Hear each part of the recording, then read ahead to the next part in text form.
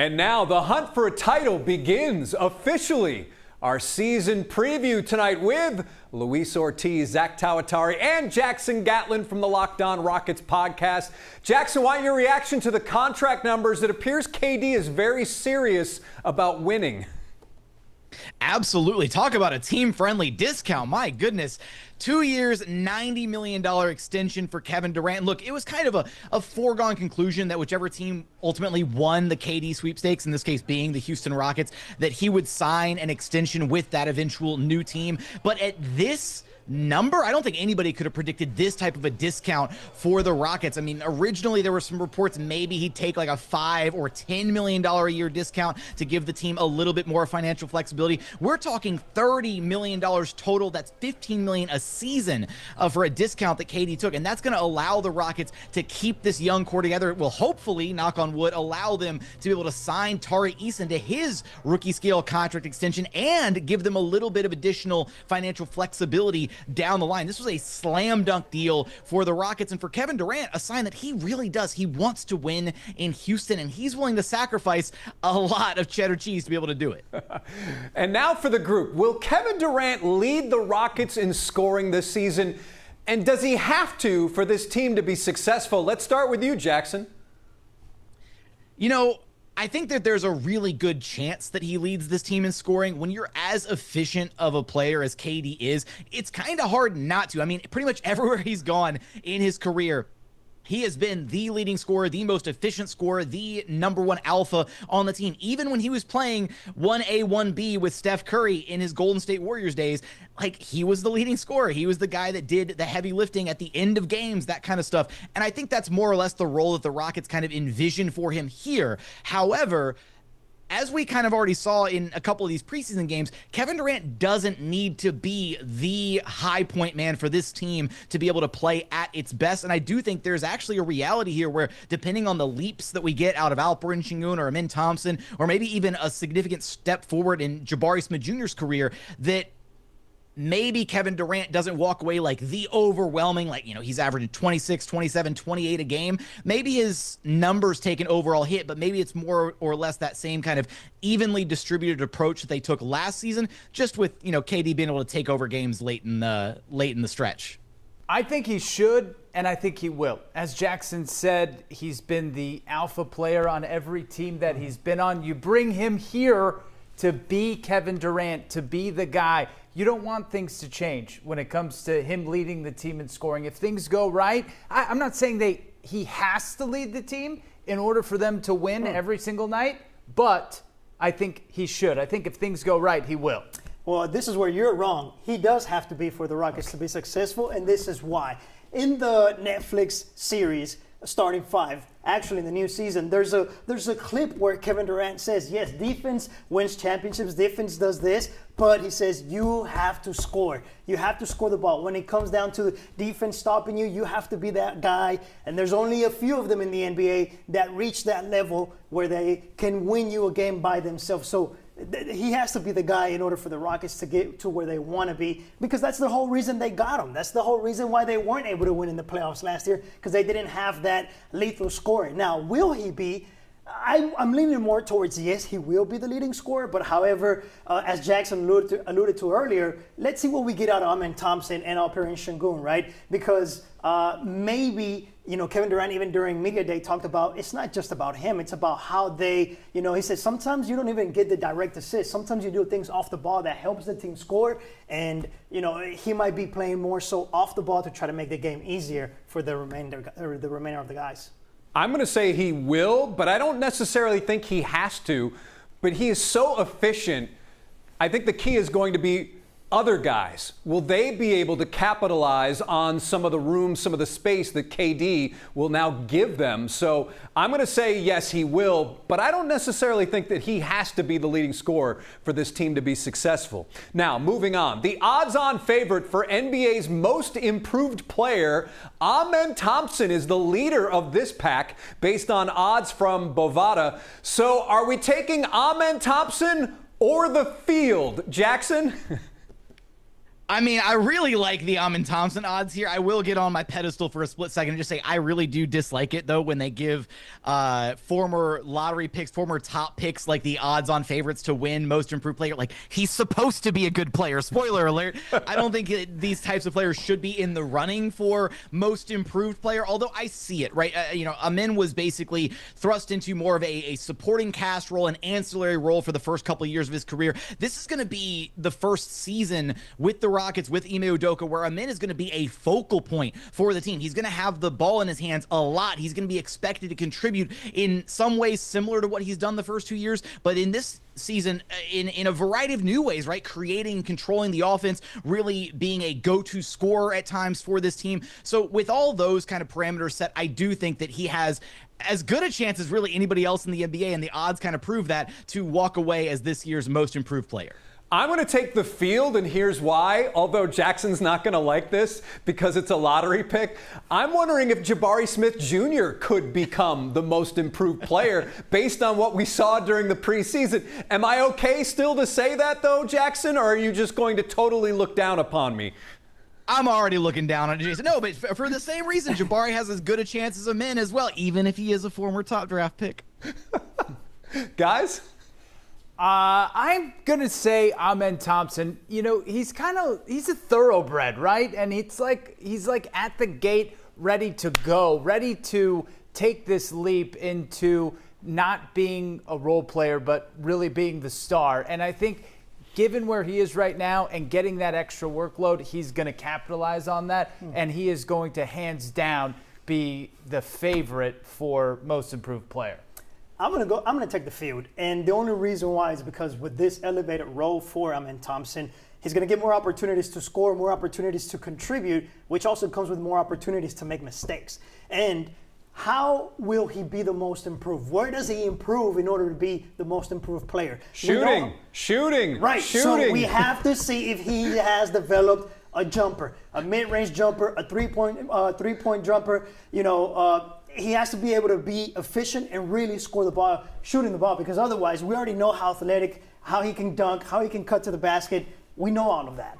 But also defensively, Jackson, I think that's going to help him if he is to become the most improved player, because he's already elite or borderline elite defensively, no?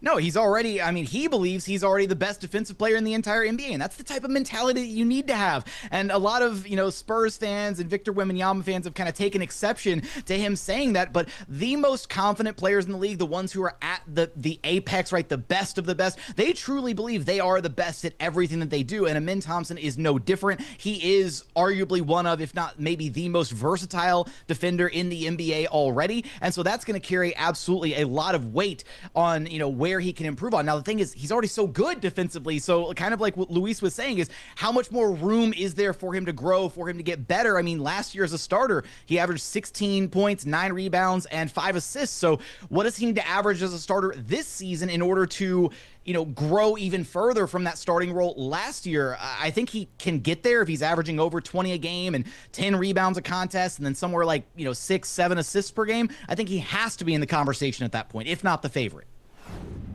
And now let's do over-unders based on odds from various sports books online. Let's start with Alperen Sengun, points per game, 18.5 from bettingpros.com. Over or under, Jackson? I think this one, to me, is an easy over because, look, he averaged 19.1 points per game last season, and he did that when he had the worst efficiency of his career shooting around the rim. If he just gets back to the efficiency that he had in years 2 and 3 of his career, if he had done that last season, he could have averaged anywhere from 23, 24, 25 points per contest. He might have even been in MVP discussions last season. So I think that it's a very safe over on this one for Alperen Sengun. I expect him to get back to form finishing around the basket. I'm with you. I'm going over as well. Based on what we saw during his offseason, I'm going over as well. Luis, Zach? Yeah, I'm going to go with over. What Jackson said, he averaged 19 points per game last season. We saw what he was able to do during the summer. I'm expecting for Sengun to take another leap this year. And look, it's going to work both ways. KD being on the floor is going to draw double teams, going to draw attention, so he's going to free up other guys, and vice versa. he's going to be able to facilitate the ball as well. He's going to be probably the main playmaker for the Rockets this season because of his passing ability and his vision. But I expect him to at least be over. This is an easy over for me, not only because of him averaging about 19 points per game last season, but because I think he's going to be a much better free throw shooter this year. He's 12 of 12 from the stripe in the preseason. I know it's a small sample size, but if he gets any better, marginally better at shooting free throws, which he has not been in his first couple seasons, that's going to be an easy over. And now let's clear the board. And this next one is really interesting. Depending on what you think Reed Sheppard will do this season, Reed Sheppard, points per game, 9.5. Over or under, Jackson? I think I'm going over on this one too, guys. I just based on what we've seen out of Reed Sheppard, and we still don't know with absolute certainty if Ime Udoka is going to go with that kind of fluid starting lineup that he's talked about. Maybe Reed starts some games, maybe he's off the bench other games, but I do think that in the role that he's going to have with this team, whether starting or coming off the bench, we're looking at a reality where Reed's going to play anywhere from 25 to probably 30 minutes a night. The Rockets expect to have his contributions in some capacity, and I do think they're going to need his shooting, and they're going to need his shooting volume to help replace some of the three-point shooting that they lost by trading Jalen Green, by losing Fred VanVleet via injury. And with those considerations in place, I think that going over 9.5 is actually going to be pretty easy for Reed, even if he is coming off the bench. I'm taking the over on this one.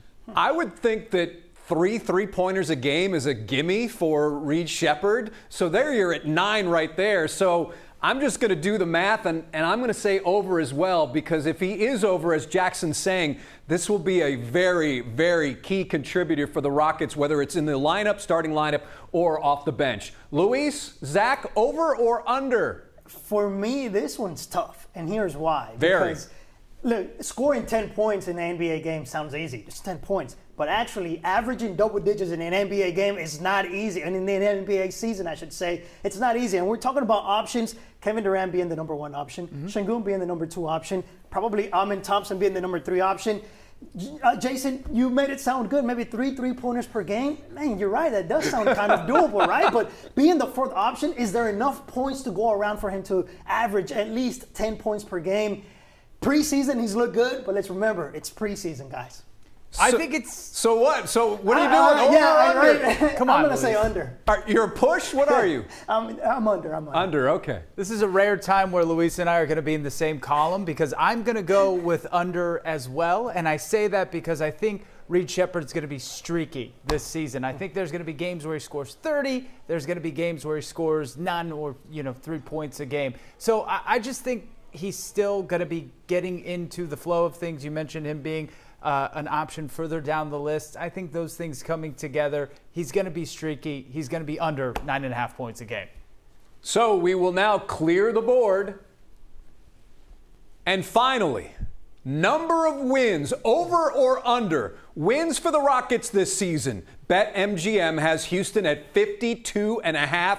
Jackson, over or under? Guys, I'm going clean sweep here. I'm going over again. And I feel like, how could you not go over on this win total? First off, I think the win total on the surface, a little bit disrespectful for a team that already won 52 wins last season, finished as one of the best teams in the NBA, and upgraded from Jalen Green to a future first ballot Hall of Famer as their number 1 option offensively. They punted on the final 3 games of the regular season. They could have easily won 55 games last year, but they didn't need to. They had the 2 seed all sewn up. They prioritized the rest at the end of the season. I think that this team is going to be an easy bet for somewhere in the range of 55 to 56 wins, and possibly even more of that knocking on the door of 60 wins if things go really, really right with Amin Thompson and Reed Sheppard stepping into bigger roles to replace Fred VanVleet this season. But 52.5, I'm taking the over on that all day, 7 different days till Sunday. What he said. Over. Now, Luis, Zach. Yeah, I'm going over on this one. I mean, they won 52 games last season, and as Jackson said, you brought in Kevin Durant, right? Yeah. So if they did punt those last 3 games and you're saying, okay, they could have gotten 55 wins last year, I think an 8-win improvement, bringing in Kevin Durant, I think that's doable, maybe around 60 wins. OKC won 68 last season, the NBA champions. I think that's a good number to shoot for. Man, this is a rare day because you and I are going to agree again here. And we should play the lottery. I'm going to go with over as well. How could you not? Like Jackson said, that's a disrespectful number to give this team coming into this season, given what they've acquired in Kevin Durant and the young stars that they have on this team and where they finished last season. I agree. This is much more in the ballpark of 56 to 57, maybe even knocking on the door of 60 wins. Over. Easy. Over. So there you have it. I think the consensus is, Houston, you're in for a special season. How far the Rockets go, to be determined. Jackson Gatlin from the Locked On Rockets podcast, thank you for joining us for our season preview. Always a pleasure. Thanks for having me, guys.